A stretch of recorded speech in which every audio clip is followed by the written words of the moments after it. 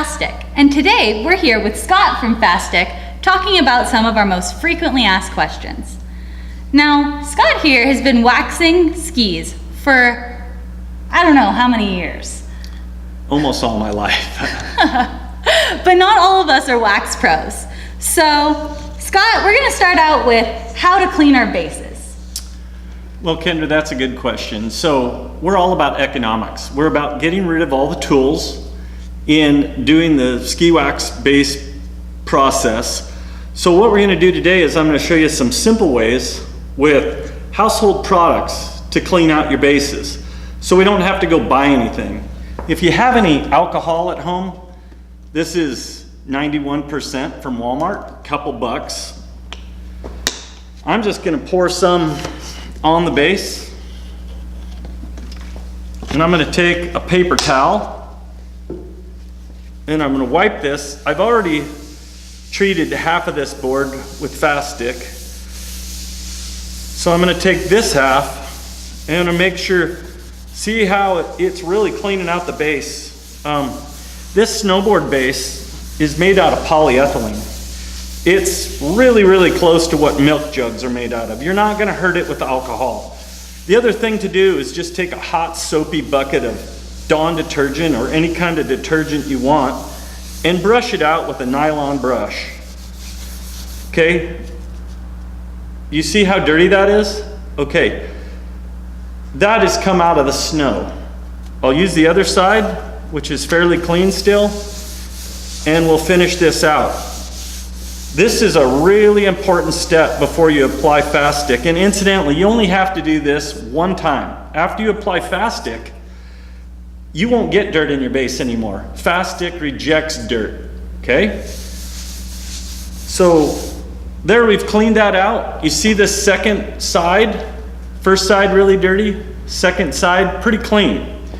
You can do that until your paper towels come out clean. Then what we're going to do is we're going to dry it off and we're ready to apply Stik. One thing I noticed with this board, microfiber cloth emulates snow crystals really, really well. When I'm feeling this board, I can tell you that it was ground from tip to tail in this direction. The fur is laying this way, and what I mean is fur is the stone grinder that went across this went this way and left fur that grabs the towel. So you'll be able to tell with your towel that this base is furry, and you can also see this white in here. This is not that bad a shape. So what we're going to do is we're going to take a tube of Stik and we're going to fix this up by taking it. Now, a board that's in this kind of shape is going to take several passes from tip to tail across it, and then polish, and then another coat. The second coat is going to go on a lot easier. It's going to use some product because of the shape this board is in. It's not in pristine condition, but it will hold Stik. Any worse than this, and I would suggest a regrind on this board. Which brings us to our next question, actually, of how do I make sure that my bases are maintained? Well, if your bases are abraded and have that white fur on it and you hold them up, or they have a lot of gouges in them, it's best to just get them back to a professional ski shop that has a stone grinder and can grind your snowboard base or your ski bases back to original. And then you can start back with Stik right over the top of that stone grind without any layer waxes underneath. Okay. Well, are there different kinds of bases? There's two kinds of bases that they use in snow sports. One is an extruded base, which is solid plastic polyethylene, much like a milk carton. It's got the same sheeting material, no porosity in it. The second one is centered, where the base has little porosity in it, or little nooks and crannies for your traditional waxing, where you would wax it in with an iron, and that holds wax a lot better.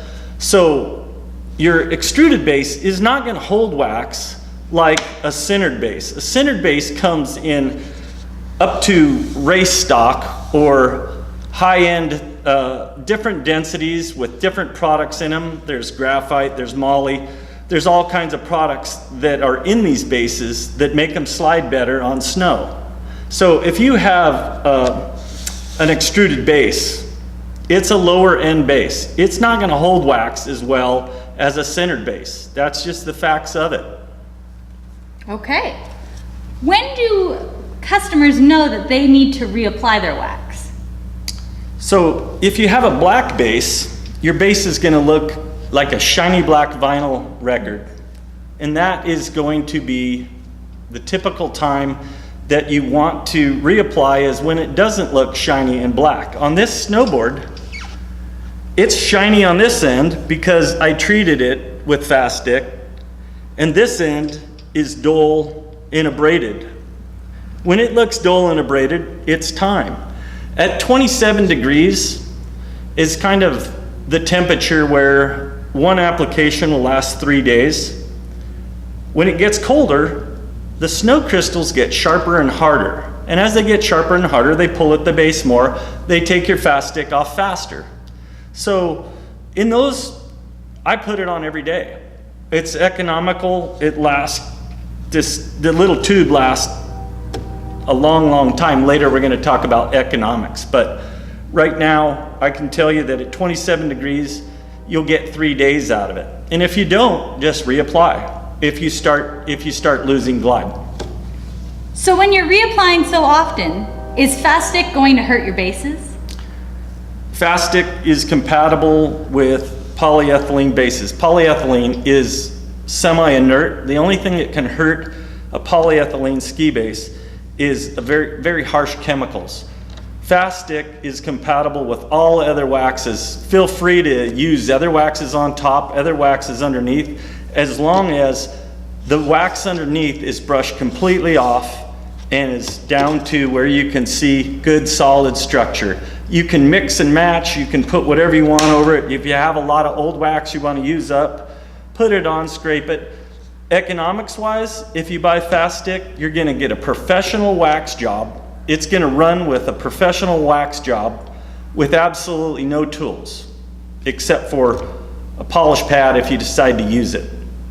Remember to polish itself in, but we prefer to polish it so when we're going to the lift, we have great glide.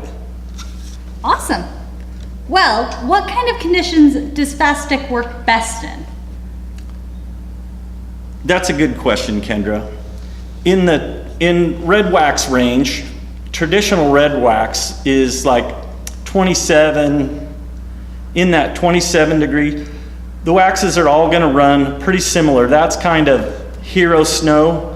When it starts getting colder and the crystals get sharper, that's where you really notice that your Fast Stik really works great. Yes, it works better than no floral red wax, but it is going to really excel as you get on the colder zones. When you get in the teens and single digits, you're going to really love it. You're really going to love it in powder. People think, oh, wax for powder?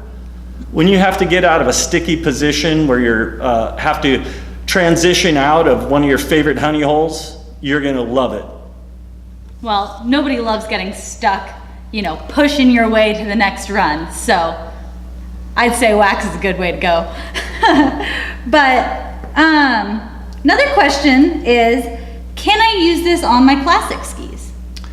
Yes, so let's talk about that. I have a skate ski here, and we'll just pretend, we'll just pretend that this is a classic ski. Okay, so this is your kick zone right here, okay? So this is a glide wax.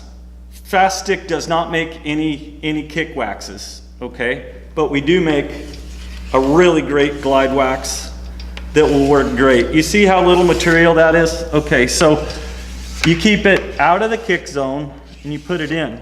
Okay, the greatest part about this, for you people that ski classic out there, is this product will never migrate into your kick zone and mess up your kick zone. when you never want glide wax in your kick wax.